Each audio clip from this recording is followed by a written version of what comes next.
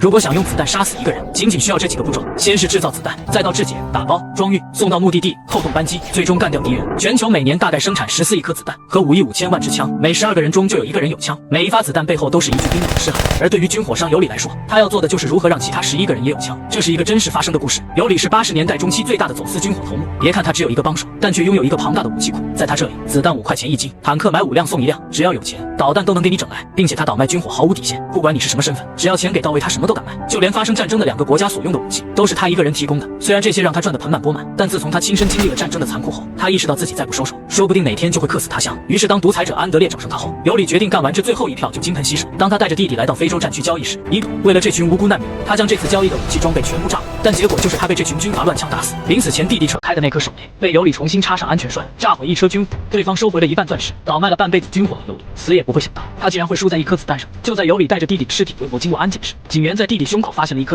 I don't think you fully appreciate the seriousness of your situation. Tell me I'm everything you despise, because you don't have one.